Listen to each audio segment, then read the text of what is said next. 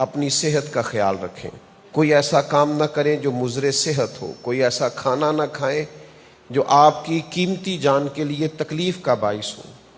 کوئی ایسا کام نہ کریں جس کام کی بدولت آپ محسوس کریں کہ میرے وجود کے اندر کمزوری آ رہی ہے یا بیماری آ رہی.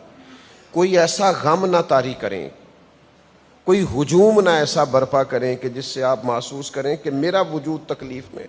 کیوں کہ نبی کریم صلی اللہ تعالی علیہ وسلم نے ارشاد فرمایا کہ دو نعمتیں ایسی ہیں جن کے بارے میں بہت سارے لوگ دھوکے کا شکار ہیں. یہ صحیح بخاری میں موجود ہے.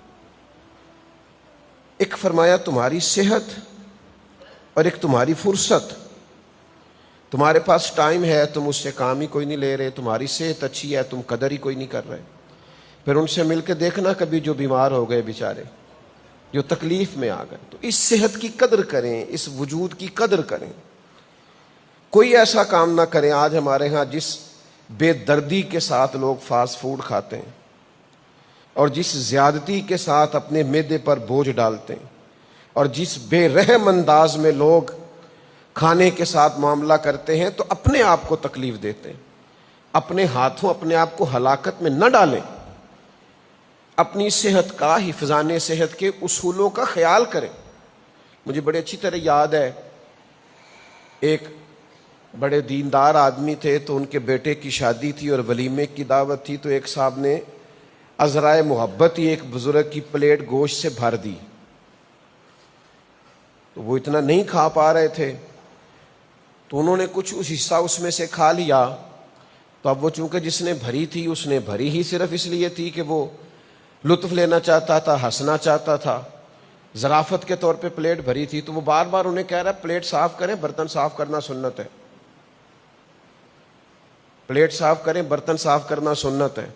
تو پڑھے لکھے فاضل آدمی تھے, انہوں نے وہ جتنا کھا سکتے تھے کھایا, باقی رکھ دیا اور اسے کہنے لگے پلیٹ صاف کرنا سنت ہے اور جان بچانا فرض ہے, لہذا میں نے فرض پہ عمل کرنا ہے.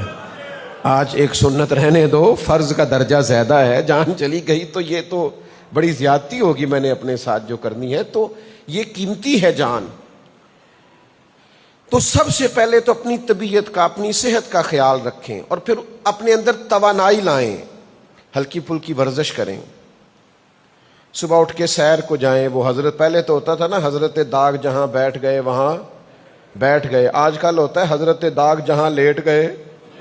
اب بیٹھتے نہیں, چونکہ بیٹھا جاتا ہی نہیں جوانوں سے, اب وہ لیٹتے ہیں. کرسیوں پہ بھی لیٹے ہی ہوتے ہیں. حضرت داغ جہاں لیٹ گئے وہیں لیٹ گئے. تو لیٹے نہیں, مہربانی فرما.